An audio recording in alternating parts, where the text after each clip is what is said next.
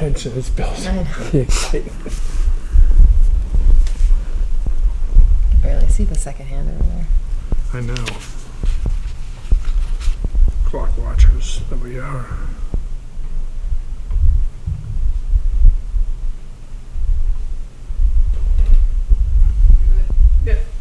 All right. I'm going to call the meeting to order. We'll start with roll call. Rebecca Hansen is here. John Kelly is here. Andy McDonald is here. And special guest Mike Ahern is here from the Select Board, and I am here, Steve Rhodes. So, the minutes from the 21st, if everyone could take a quick look at that. And let me know if you have any comments. It was pretty concise. Yes, as you know, there was no video recording, so that's my extrapolation. I hope I got it. Oh, we had no video last time?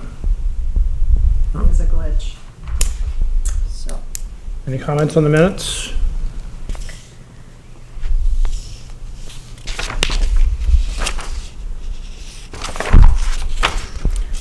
Motion to approve the minutes as written. Have a second? Second. If there are no objections, we will approve the minutes and move on to public comments. No public tonight. Actually, we skipped, got out of order there. New business. So I have a bunch of things I had on my list I wanted to talk about. The Survey Monkey results were one of those things, and Sharon obviously tripped those out of a tree.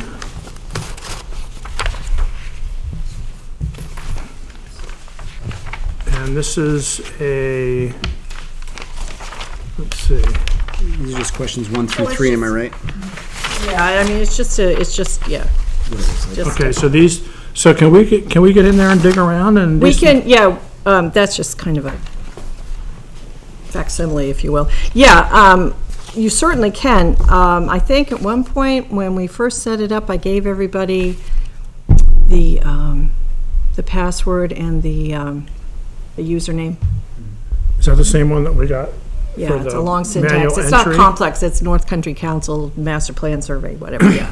Yeah, Okay, so we can go in there and do yeah. some. look Well, I around. believe so. I believe so. It's Does- still there. I So mean, do you know, I- can you do a word search, keyword search in results? I have no idea. Tara might know. She is, by the way, as I said to you, Steve, she's on vacation, but she's going to, like for this week, but very soon she said she's going to give us a report on the results. Okay. She may be doing some extrapolating herself.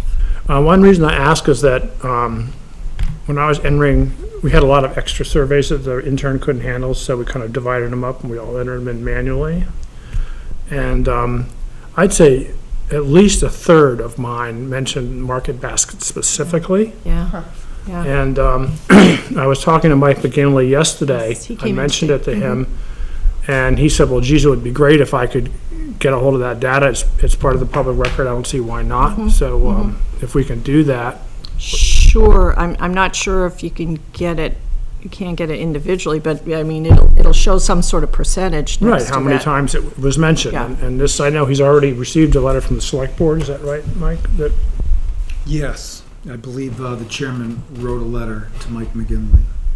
said that the select board was in favor or supported Yeah, it would be something to the effect of, yeah. something like that. Yeah. If you're looking for a keyword search, Control F if you're looking. I don't know if you can do it. Are you looking across all the surveys or just? Yeah, just to see a keyword search, how many times it. We should be able to download all of the data into an Excel file. Oh, and then do Which I think would be separate. Yeah, which I think would be the easiest way to share it without having to take on any of the analysis ourselves. So Okay. I can, Oh, yeah. It doesn't have to be. yeah. I'll need a reminder. I can't Yes. handle it for a week or so. But Yeah. Okay, I'll write that down. Yeah, and Tara will be back with us at some point to discuss that. Okay.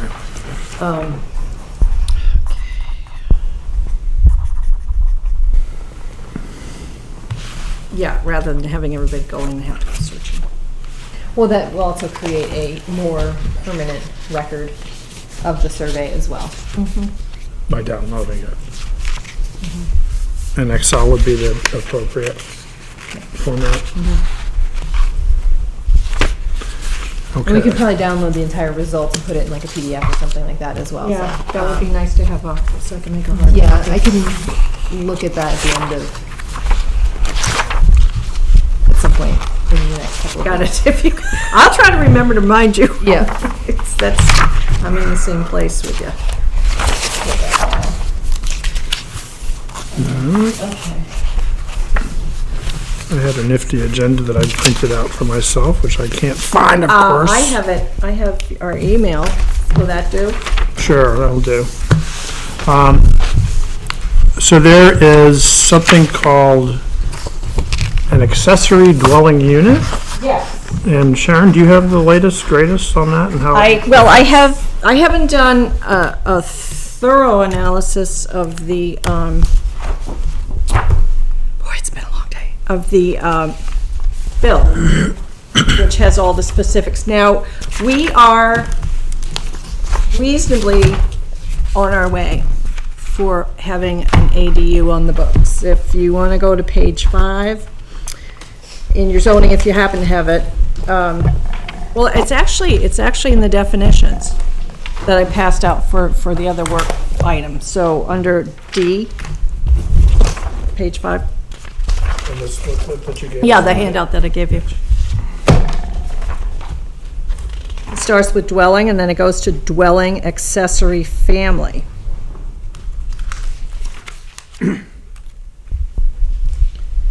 What page 5 you said? Yeah, it's the bottom of, If you guys want to take this, I actually have my own entire zoning ordinance here. Got mine. no, I have extras of this Okay. document thing, so, or at least one. Threw it too early. Okay. Okay, so in summary, the state has mandated that Right. towns allow for accessory dwellings, and our zoning regulations have to reflect that. And Yep. there's quite a bit, Bill Bolton sent me this newsletter, which kind of covers it in some detail. Yeah, You can look at that and pass it around. I have been aware of it, and it's very timely that we look at this, because we did make provisions for this, and this was 2009. That this Oh, that we did accessory this. family definition and part of the zoning ordinance came into play, which is, I wasn't here then, but it's 3 or 4 years, well, it's a year after the master plan, the previous master plan came out, and 3 or 4 years after there were some housing studies done by, independent consultants.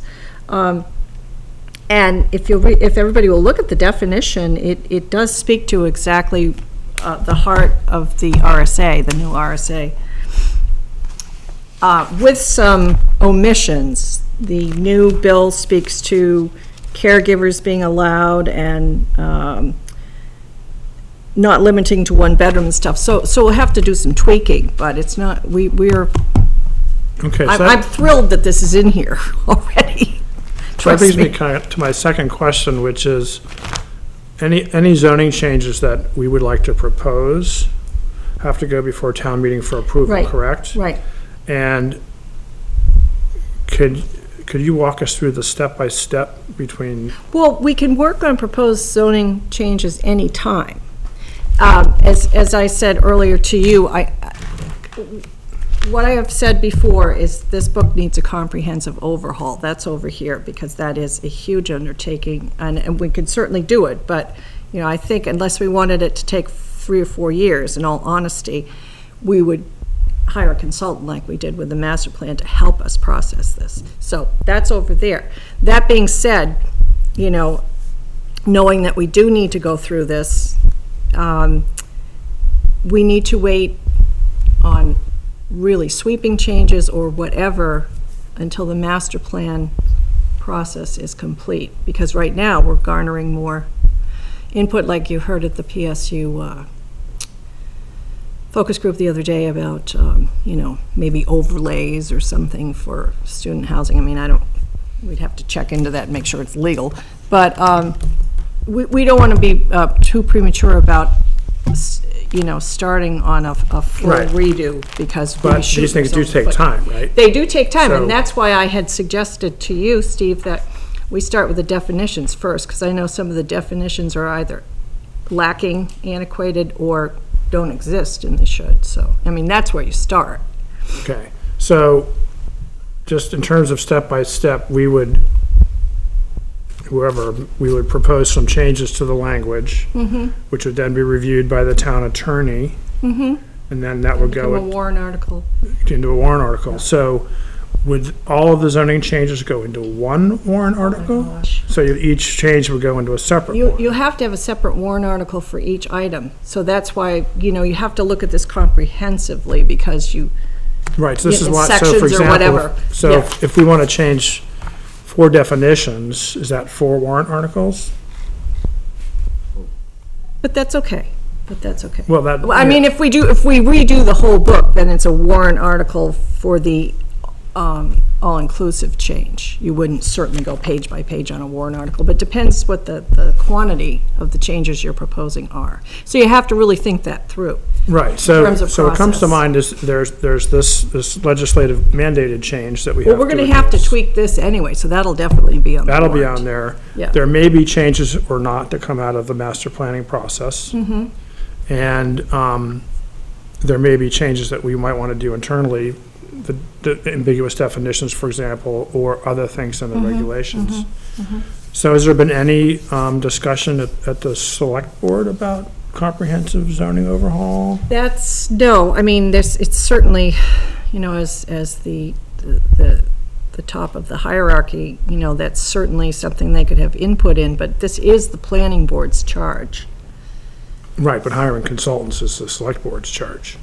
Oh, you mean in that manner? No, not yet, but I mean, it depends how much we want to go forward on this, and the way to start this is to have, I would think, a concerted effort to start and go through it page by page by page to see, does it all need to be tweaked? I know that from dealing with it a lot, that various places are, and I couldn't even tell you which one. It's a case-by-case thing. I'll go to look something up, and sometimes it'll be great, and then the next page on another item will be horrible.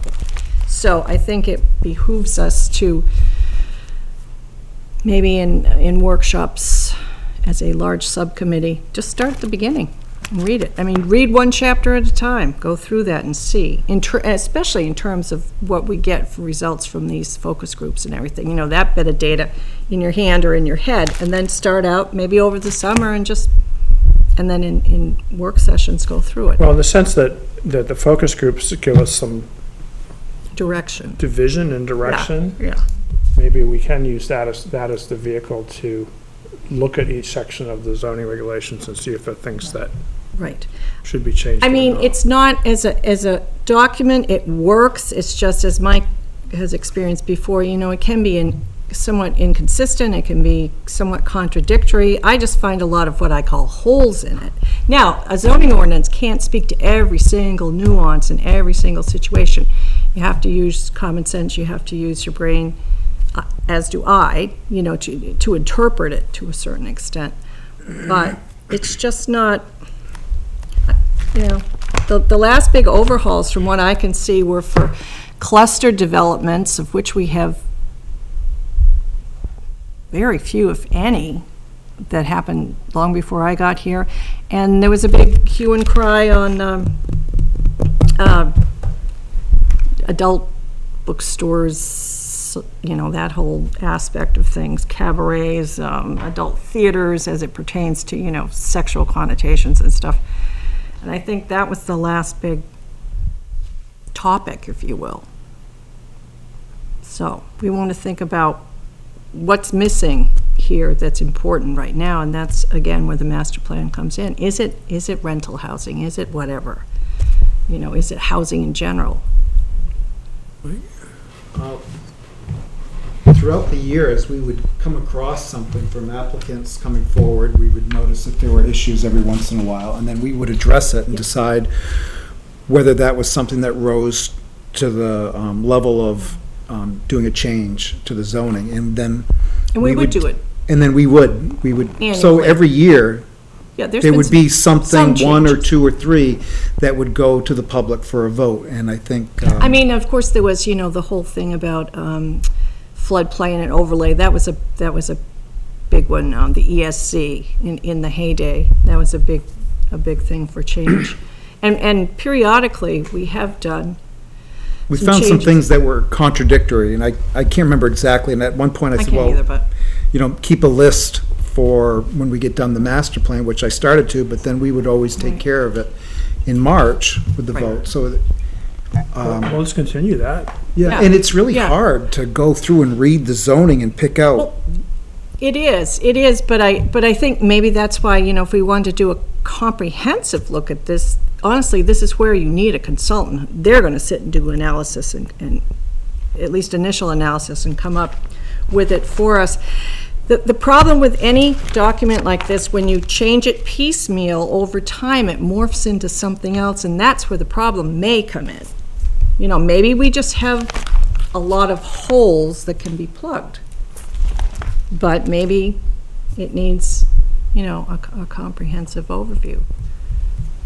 I have heard from other planners and people, that have looked at this as applicants that have lived other places, that it's really not that bad, believe it or not.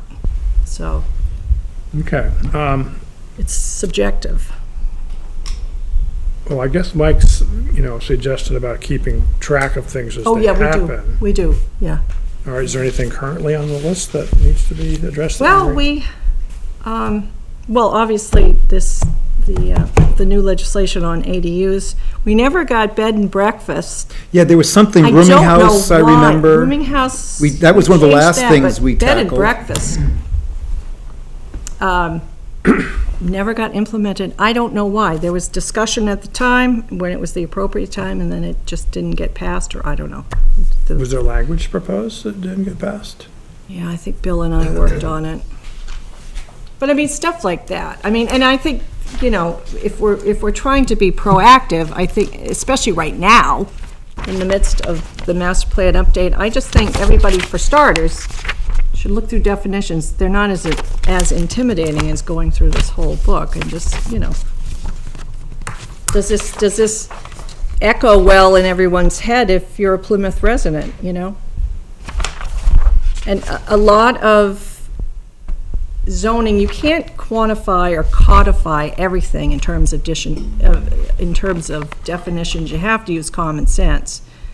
Because once again, you don't want the Merriam-Webster dictionary. However, sometimes there are things, bed Well, and it's- breakfast, Yeah, I mean, it's that's the not in here. contradictions and the ambiguities that, Right, and that's why you have the zoning board, that's why you have all the checks and balances. okay, well, I guess what my preference would be to kind of have this discussion again when more of the board is here to discuss it, and then kind of put it in frame of what comes out of the master plan.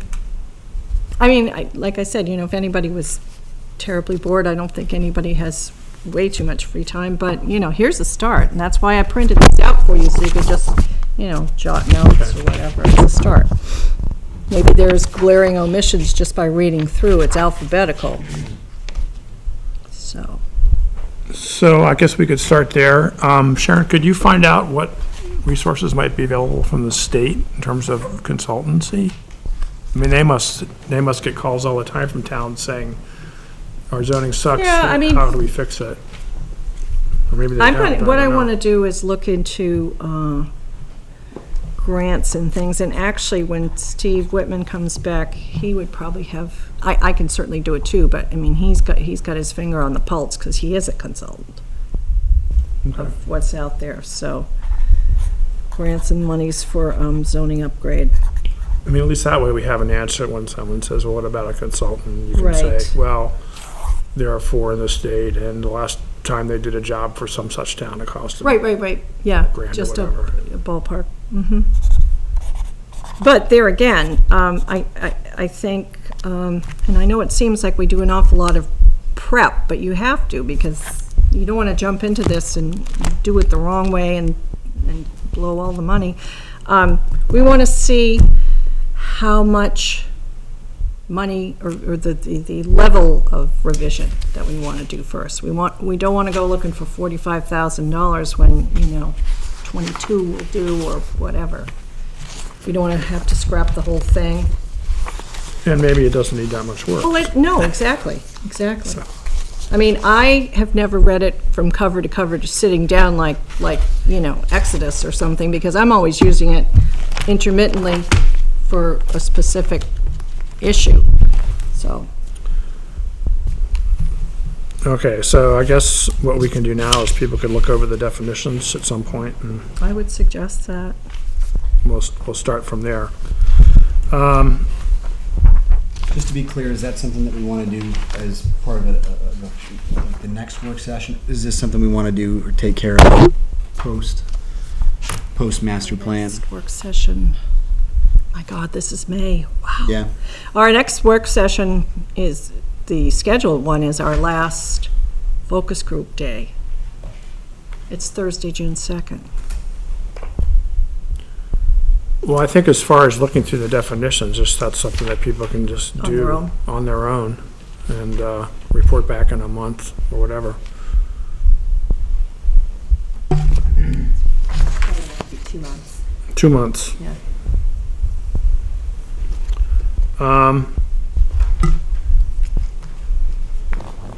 Okay, I'm gonna save number 5 for last year on this email, but the infrastructure focus group, which is next week, correct? And Andy, that's your group, right? Yeah, that's Brian and I. Yep. Have you guys seen the Tenny Mountain Highway study? No. Okay, that's something you should probably look at, and because that relates I to. have copies. Okay. Or I have a copy I can give to you, lend to you, and you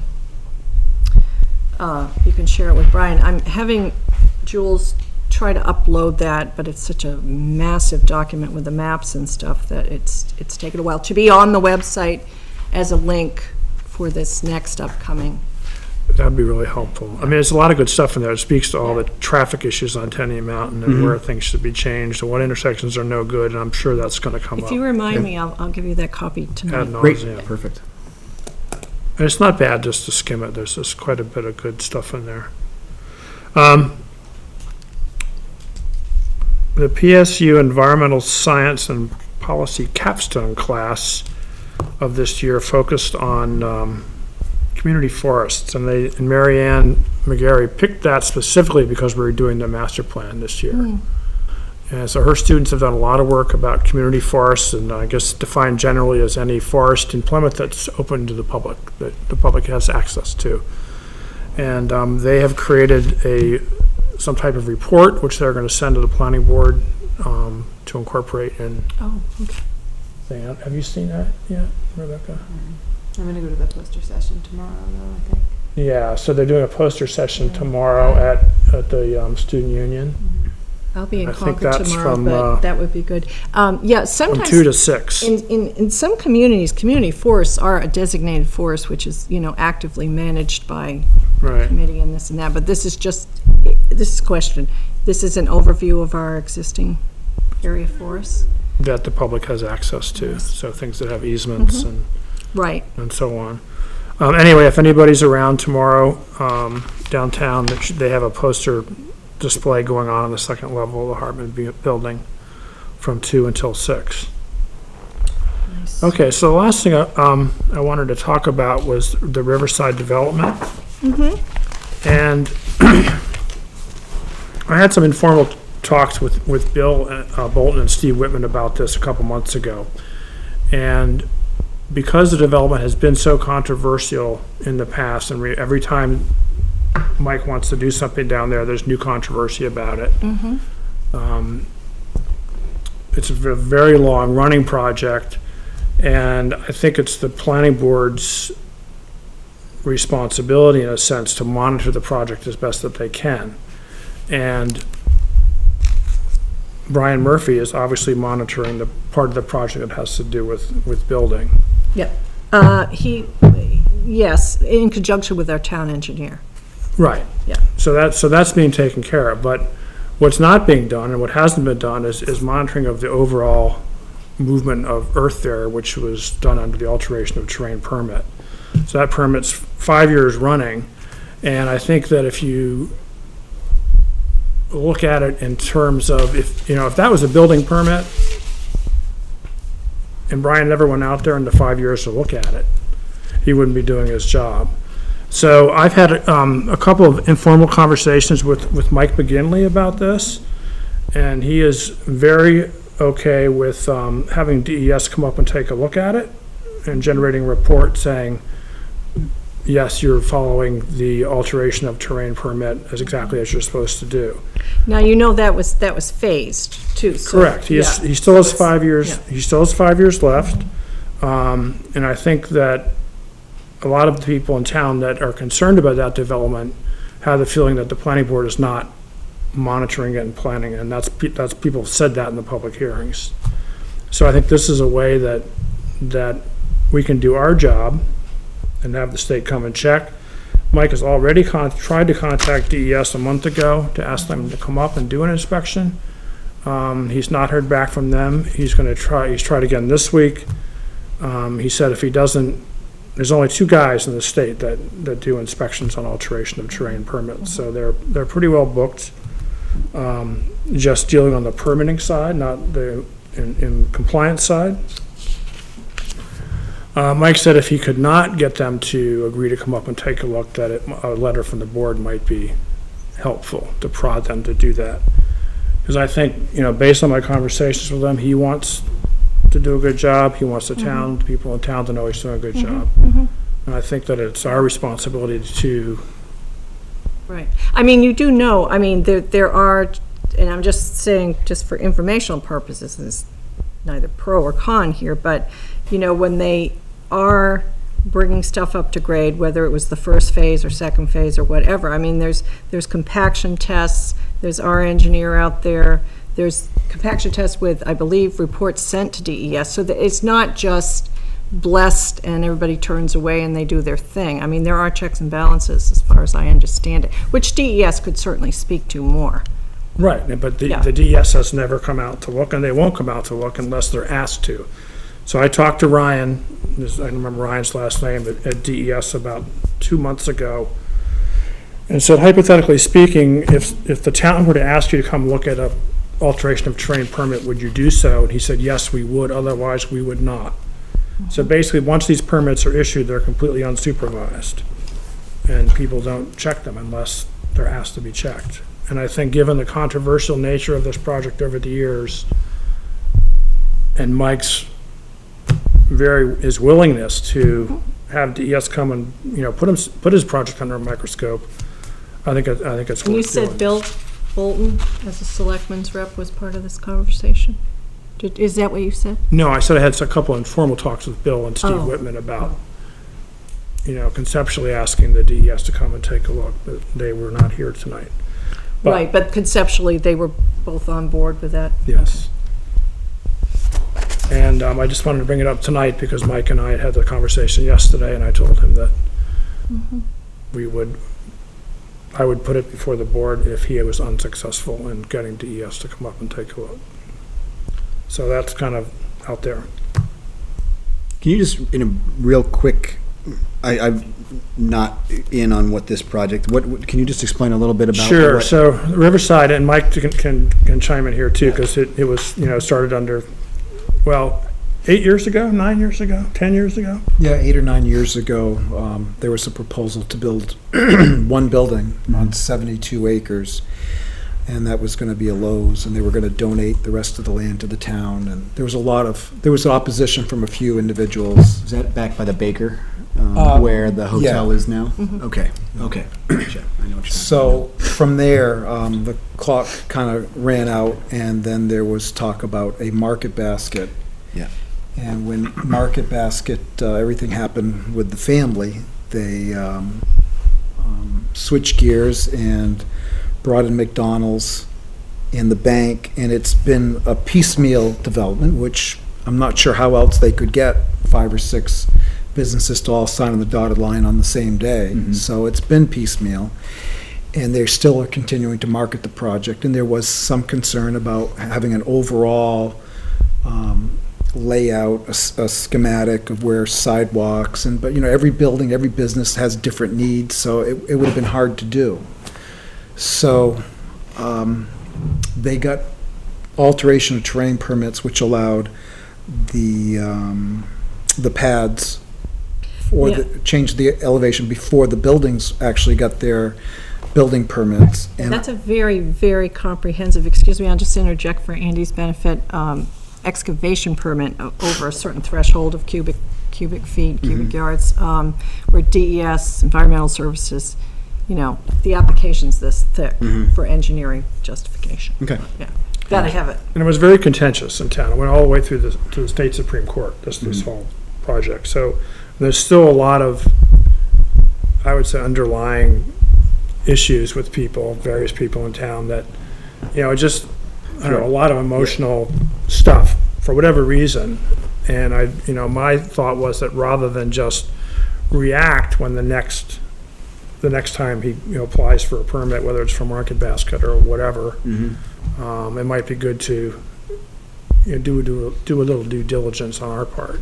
Yep. Okay. Thank you. I was just gonna say, I think that's important to make sure the permit is being adhered to. I also think that it's likely not going to eliminate much of the controversy at all. I think that will still, I think a lot of that has to do with the environmentally sensitive zone, what that means.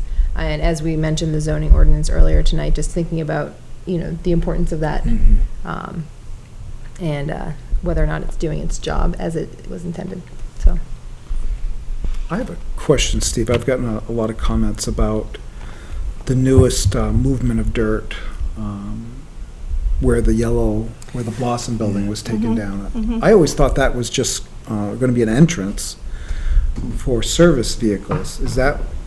I think that's proposed Market Basket location. Well, and I know that he's in talks with Market Basket now. I wouldn't go there. That pad is somewhat small for what it might be. But they being Mike McGinley, got an amendment to his alteration of terrain. So remember, so they could go ahead and prep for some retail buildings, one of which turned out to be the liquor store, the state liquor store. But, to get ahead of the curve because of our construction season is so short and everything. So it was all duly permitted. And now whenever anyone comes back, they have to have a separate site plan for each building as it occurs. But I think it was 2013 or something. They were permitted to build the pads up to a certain level at their own financial risk, if nothing ever showed up. So it was. There's still a service entrance in that area that's there is. proposed. I don't know what I don't. I don't. Okay. It's come across my desk. So. All right. I mean, could A have. lot of questions about that too. Yeah. I got it. But I mean, that's their prerogative. If it's a pre-existing access curb cut, DOT, the owner of the land owns it, and he can, as long as he's not doing anything adverse to traffic safety, utilize that to get loaders in or whatever he's doing.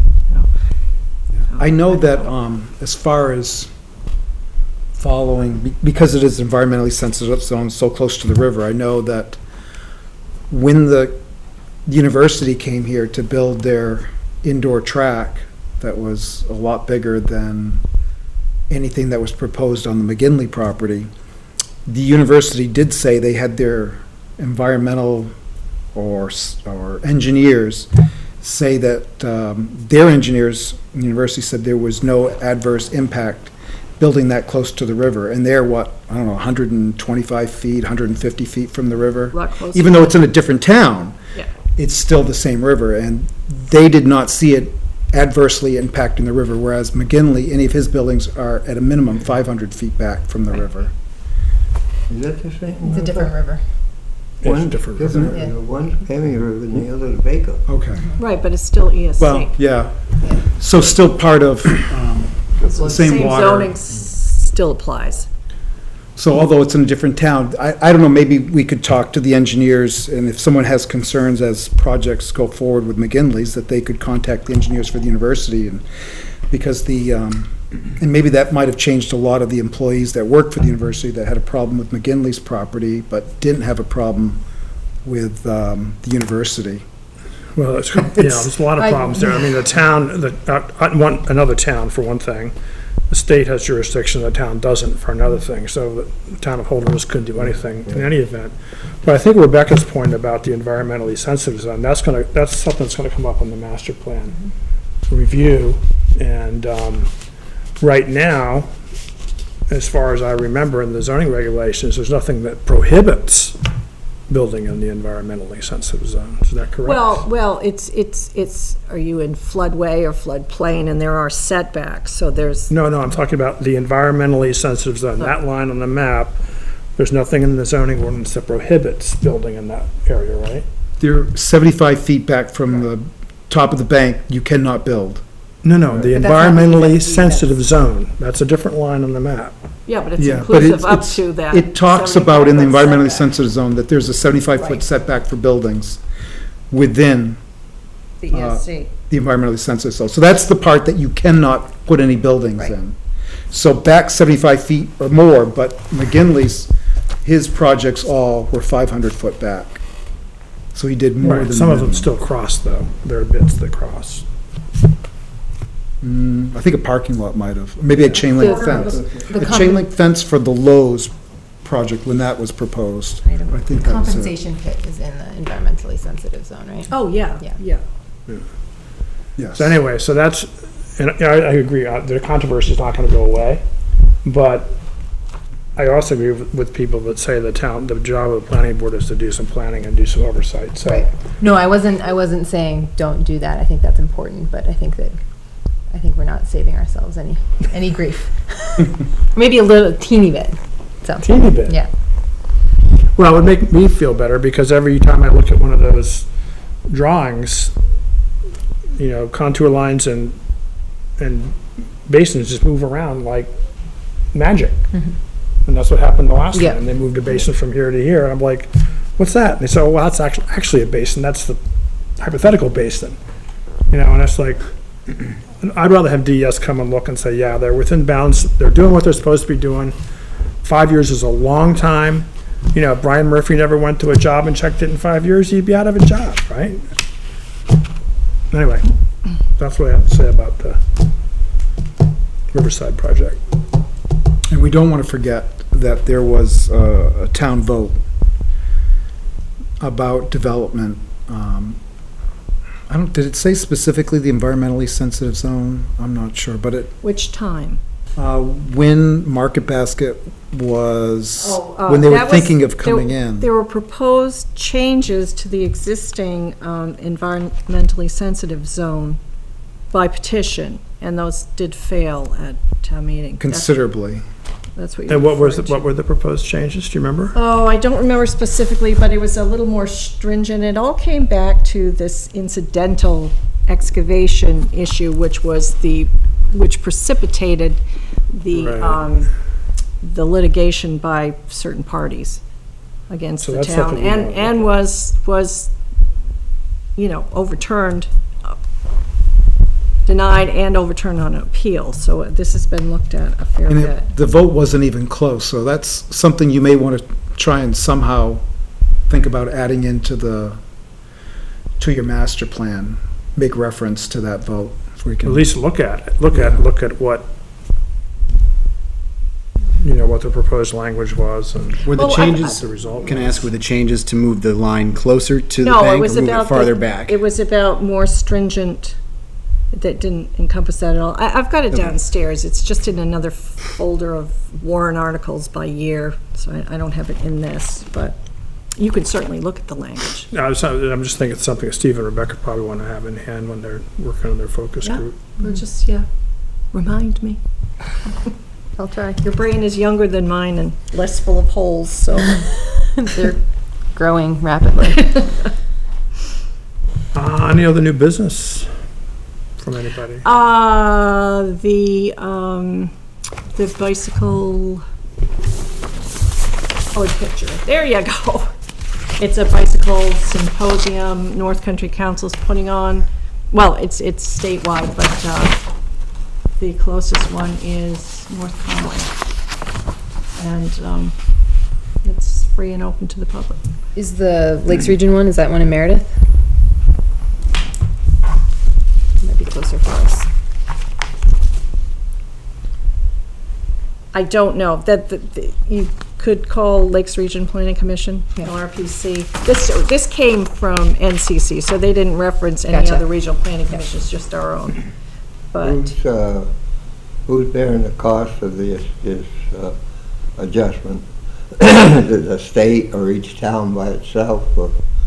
Because it's sort of obvious that something's gonna have to happen to the roads, or either gonna have. oh, well, right, you're right, those issues would need to be, yeah. Absolutely.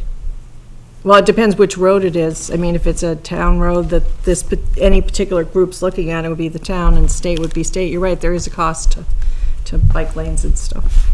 But isn't the money been all allotted by the state for various things for the next 5 years? Oh, the 10-year plan, yeah, they may have, and this probably will be spoken to at this regional meeting for our Regional Planning Commission. It probably is correlating with some federal DOT funding for multimodal, which is bicycle and stuff. I'm sure there's a Part B to this. But there's no percentage of what the towns are gonna have to No, pay? no. Because the towns have been caught that way before. Yeah. I mean, the Regional Planning Commission helps identify projects that get the state DOT funds and the federal DOT funds, so they've got to have some connectivity on this there.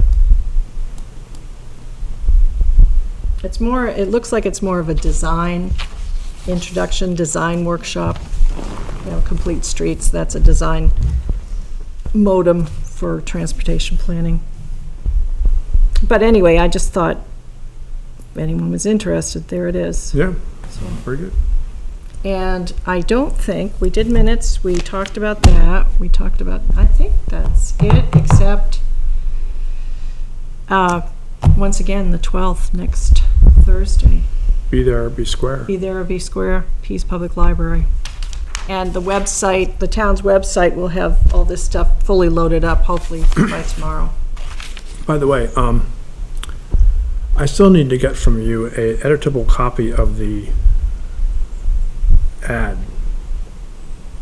You sent me a PDF image file, Oh, and there's no link to the previous master plan, and there's no link to the last June's visioning session results. And the town's master plan can be found on the town website, but it's 150 character URL to get to it. yeah. So, Be speaking to Jules. She's the Okay. wizard on that. She's got the components. I don't even have the capacity, you know, to do it. but this, the ad is in Word or what? It's in Word. Can you send me the Word document? I've already stuck the URLs on myself, so. Yeah, no, I'm just trying to think where it is. I hope I kept it. Otherwise, I can retype it, I guess. But let's see what Jules got, Okay. because she always has magic things that she can morph into other magic things, so. One question, Neil McIver was proposing the sensitive zone by not having it for specific footage on the river, and I think this was discussed 3 or 4 years ago. And did they ever go anywhere? Because the way I understand it is it's sort of varied. Instead of just 75 feet up and down the river, then it would go, it wasn't a strict footage. It was more by the contour Yeah. of the land. And I don't know whether that ever went. It didn't go anywhere, because what we had, case in point, you would have 500 feet of environmentally sensitive zone on a vertical drop. So it was a no-brainer, unless you were gonna take out, I mean, you know, So it's not adjusted for contours. No, Neil was Is that proposing, part of the proposal that was voted down? it never got to that point. The No. board didn't take it up to that point. It was a suggestion that perhaps the ESC should be looked at rather than on one plane on a two-dimensional plane, just slapping on 500 feet, actually look at the lay of the land and see where it was appropriate and see where it was just ridiculous. Rebecca, do you know, do we have, any groundwater recharge survey for the town of Plymouth? I don't know.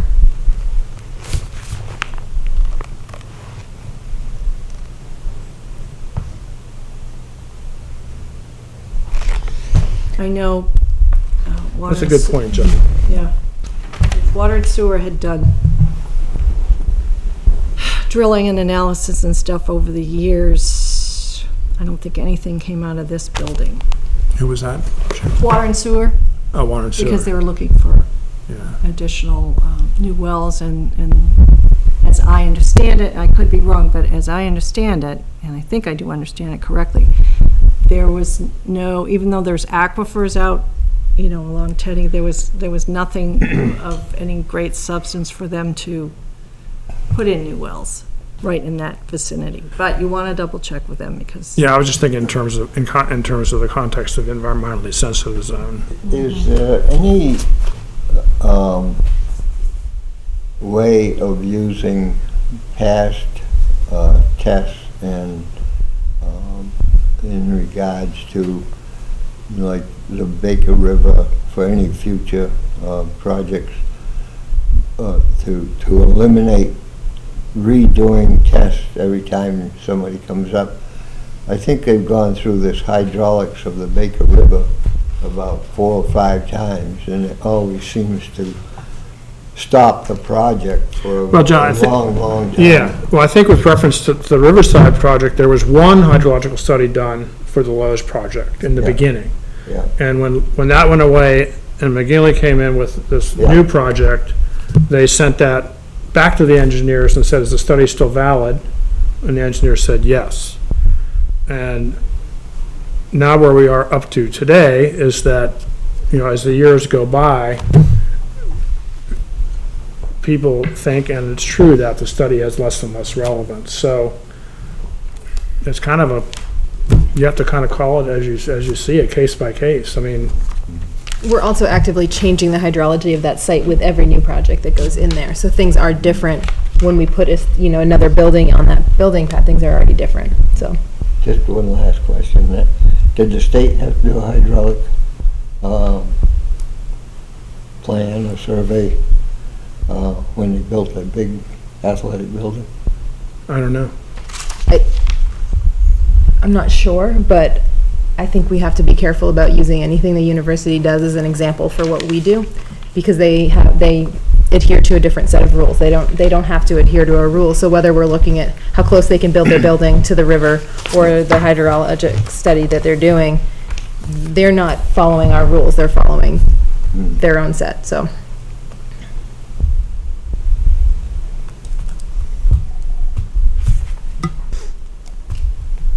As long as we're on having this discussion, Mhm. as long as we're on this topic, so at the past, and you'll remember this, Rebecca, and I'm probably asking for your input here on this question. So Mary Crowley, and I think another person as well, I can't remember, maybe it was,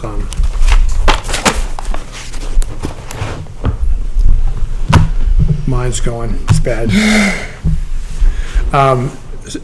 Pointed out that maybe the hydrology study wasn't relevant and that we should require a new hydrology study for every change in that development.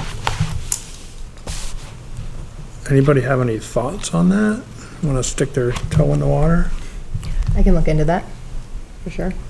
You think that's a good idea? I mean, I can look into the validity of that statement, so I'll just have to dig a little deeper, but I'm not sure. 'Cause I think that seems to be the biggest issue. I think it might be worth having the town engineer look at it and make a comment. He might have a little bit more input or a little bit more knowledge than the board, whether it's That's a still good idea. relevant or not. I know it's a very, very expensive, Yeah, it is. Quite and thin. you see very, very few developments, I would say, in other communities that would ever go to that extent to spend that kind of money. And I can only guess how much money they spent on that. It's, Pretty time consuming too.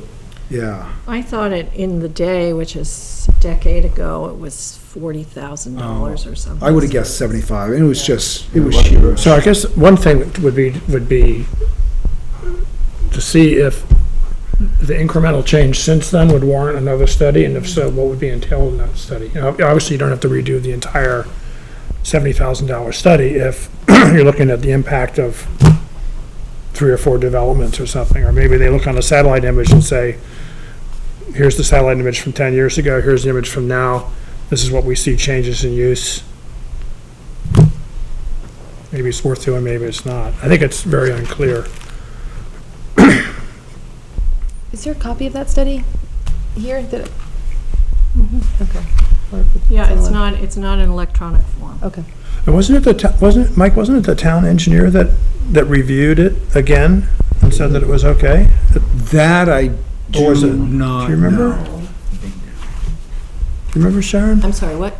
Was it the town engineer that reviewed that study?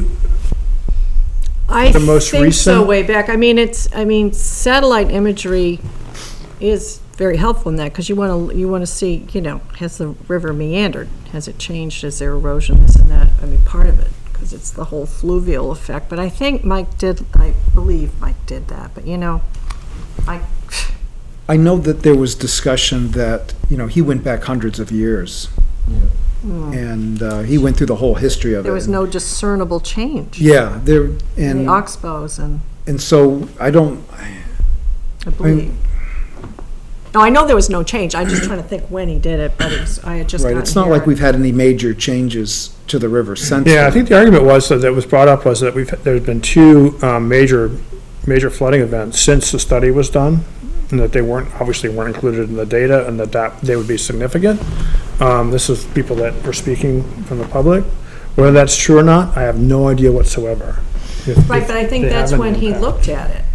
They don't show up as any of the top storms. They're certainly not any bigger than storms that happened almost 100 years ago. So the Okay, storm of so they're record is not- like 1930. They're big to us, Yeah. but They're not milestone. They're not like They're big, but they're certainly not the Hurricane biggest. I 38 can't or remember. something. Yeah. There was even the biggest storm of record was, I want to say like 1935 or something like that. 1938 hurricane, Before that, there was a But bigger there, Yeah, storm. that's a Yeah. bigger one. there's been at those were the least, big ones. there's been at least one major dam and several smaller dams north of Plymouth, up in Warren at the major. They were dam built to there. control flooding. That's right, Right. and also there's a big dam up in Dorchester on a lot of these major brooks that are there, and that was years and years ago on that, so. Right, and I'm sure that was included in that study that they And did. my thought is it a major river? Like Plymouth was, it's a major river, Merrimack is, and all these others, but the Baker River is not really what you'd call a major river. What do you mean? What's your point? Well, in other words, I don't, it would be inconceivable to me that there would be a major change in the hydraulics for the type of river that the Baker River is. Sometimes you can walk across that river in sneakers and not get anything but your soles wet. I think that we need to be very careful about making sure that we're not the experts on this, so trying to make a conclusion like that is certainly not for us to But- determine. If that is going to eliminate a commercial business where non-commercial businesses have no rules or regulation, I'm talking about the state, and to get money into the town, it takes a long time and is really expensive, and that's partly is why Lowell's bowed out. Yeah, and I might echo something to what John said, that I would look at who's asking for it, and it seems like, requiring a very costly expense like that for one individual to bear could, in some people's mind, think, oh, that might be Right. our way of stopping any more development on the site. Well, I think you gotta be really careful about that, Mike, because I think number one, the motive is really irrelevant. And number two, I'm not sure that those motives always exist. I mean, there's a lot of players involved in this thing in the past, and I don't think we should be considering what people's motivations are. I think we should be considering what the facts are, what the law is, what our responsibilities are. And if someone has a good point, and it's true, I don't think it matters what their motivation was. I agree with that, yeah. I'd just like to make a broader statement about sort of I feel like we come to a conflict frequently with economic development and environmental protection, and I don't think those things are necessarily in conflict with each other. And I'd like to be considering openly as a board that protecting open space should be a priority of ours as well, and not just encouraging development. I think both are important to the community. Yeah, both. So, For the one person that sat in on that study with the satellite image and the actual presentation, I think John might have been in the audience that night. I sat there in that chair, and it was extremely intense for those that got to see that presentation. It is not something, I mean, I think there's probably only, 3 people in the United States at the time that was at his level of being able to do that type of study. And This is for the original Lowe's. yeah, so I can't even pronounce it, but there were very few people that could even do that type of study. So I can't imagine most communities that have a river going through would require that level of microscopic examination of So- the property. Well, I think this is good because right now we're not in a confrontational situation with somebody. And maybe it's good to talk about some of these ideas, what would trigger another hydrology study or an amendment or having someone look at it. I mean, I'm hearing on one side, the study was so complete the first time around that we probably don't need to look at it again, and it was reviewed by the town engineer subsequently, and he said it was okay, and that those storm events weren't that big. But on the other hand, there has been development upriver that impact that site, and we don't really know what the current footprints are doing to the floodplain. So sort of pertaining to this, I'm in a hydrology class right now, and one of our projects was to look at urban versus rural water flow and how water quantity, we're not talking water quality because that's something very different, how it's changed by development. And we can certainly, the students will be gone soon. I can come in and present as a student, as will the professor. We've designed a document specifically for municipal officials. So that will be coming at some point, hopefully this summer, and I can get that document to you guys shortly.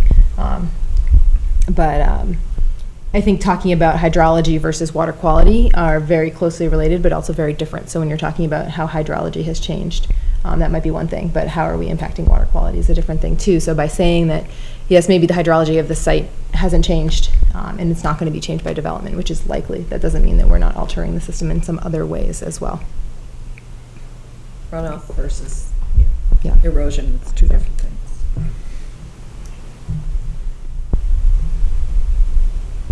I'm just not looking forward to the next permit. When I saw some activity over there, I'm like, no. Again.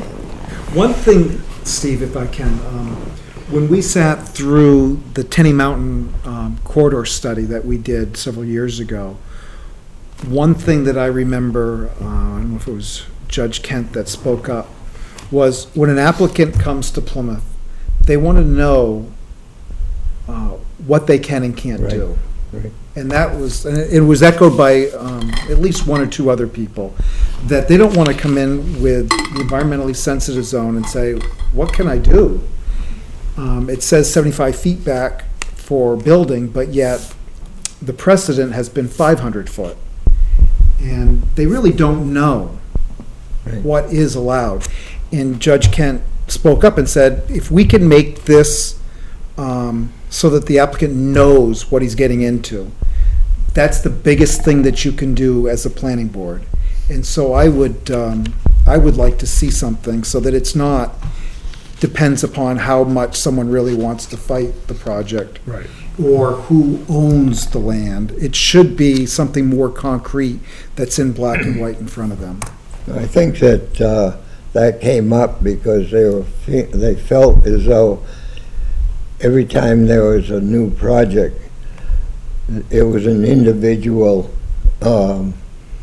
law more than it was a general law. In other words, the people would come in and they would argue a certain point, and it would just delay. And at that time, they said, we've got to know what the law is, and we've got to know, with the applicant knowing exactly when he first comes in, before he spends a lot of money, what he's getting into. And if you look at the prior projects, we've got a car wash that's within, I don't know, 150 feet, 200 feet of that Less. lot, that is within 150 feet from the river. We've got a laundromat that is extremely close to the river, well within probably a couple hundred feet. We've got a gas station, well, probably within a couple hundred feet of the river.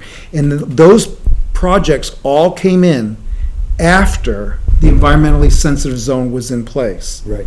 And then we had an applicant who had a different applicant, came in, and the rules changed.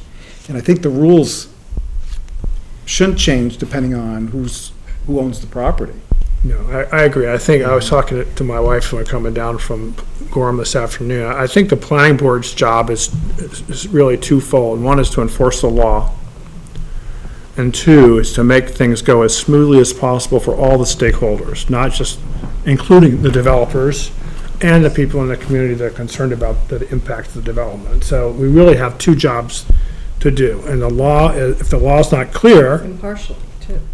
As we know, right, impartially. And if the law's not clear, we need to propose zoning changes, and then we need to sell the town on making those changes part of the law. Just want to address Mike's point a little bit. And I agree with you, consistency is good, but I don't feel like as a community, we should be paying for the sins of or I'm using that term loosely, but the decisions made by a previous planning board. So just because we've got all these things that are very close to the river, I don't think that means that we just start stacking them in there because we've already done that. I think maybe we're under more obligation to consider future applicants even more closely because we've lost that, we've got all that development right in that zone right That's there. the thing, the level of scrutiny has to be equivocal and has to be applied impartially, and But it's also applied based on who's squeaking the wheel too, That's right. And if no one's interested and no one shows up, then it's up to the board. Right. And, it's our job to scrutinize. And I think Mike's point was that it wasn't an equal level of scrutiny. Rebecca's point is that's back there. We're looking forward. Our job is forward.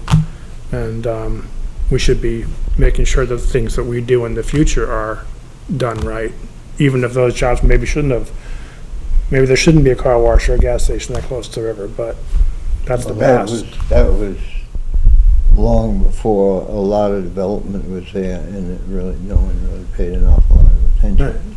In a way, it's kind of irrelevant too. And to say about past planning boards, the planning board is an active planning board, and you're going to have people move, in and out all the time. So, you're basically going to have to go back to the law, and what the law says is Right. what it is, and don't try. The problem I find is that although the law was there were so many injections, let's say, from some of the people of Plymouth, that no one wanting to pull the plug and say, okay, everybody just shut up, this is the way the law is, that's what's going to happen.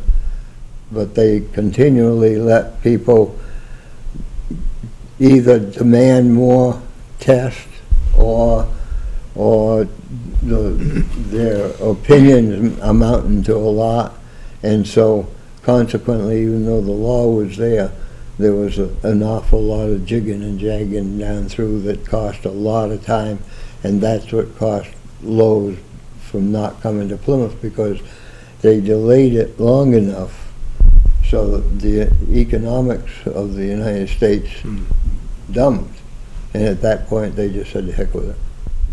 So it wasn't going back to the law, and it was more individuals than it was the legality of it. Speaking to the consistency point, Sharon, are there any other alteration of terrain permits that are still open right now? Do you know? Is Boulder Point still got some open? Well, The reason I ask is because I mean, open, they may not have expired, but the project is done. You know what the project was completed within the 5-year time frame. Like, for example, I think maybe off the top of my head, Tractor Supply, that may have just expired. I well, know. there's a lot of stuff at Boulder Point that's not developed. That's why I'm asking. Yeah, Soldier On, that is a brand-new alteration of terrain permit. That's a brand new one, and they haven't done anything because they're not funded yet. No, but that's in process. You'll be seeing that wake up a little bit. I'm just thinking if there's any other ongoing projects with open permits, No, we should ask the DES to take a look at those while they're here, because I don't. Is the don't one think up on so. Boulder Point with Young, is that still active? Yeah, I just It's like met 50 with houses up there. I just met with them the other day, just to, sort of a check-in, if you will, because they have to come back to the planning board for a compliance hearing. But they had to get their funding in place for the veterans housing. Oh, right, It's veterans housing, yeah. And, it's government money, so it just grinds on endlessly. But that's still in the hopper, and their permit was issued last year, so that's got 4 more years. I don't think offhand. and nothing I at really- Tenny, 'cause nothing at Tenny Mountain. The one I remember the most, Steve, of any consequence was, or any scale, was Riverside Landing. Nothing at Tenny Mountain currently. I think it's a quick search on the DES website. Yeah. Oh, Yeah. okay. Well, Tenny Mountain, I mean, Boulder Point is off Tenny Mountain. No, I meant But Tenny over Mountain, there- the oh, ski no. hill. I don't know. Just a question, if a new owner comes onto a project, and I'm thinking basically of Tenny Mountain, if a new owner comes, does that eliminate all of the permits for a project? I In other wouldn't, words, it can- I wouldn't think so. I don't know how it works at the DES level, but if the parameters of the project don't change, I'm sure there's a mechanism to transfer the permit to the new owner, because that's like apples and turnips. Yeah, because Tenny Mountain at one time was gonna put a golf course. You mean the ski area? Yes, Oh, I think some of those permits have expired, but if I recall, the gentleman, his, what do they call it? The operating license for lifts, I think, was still in place, because it was a very long term.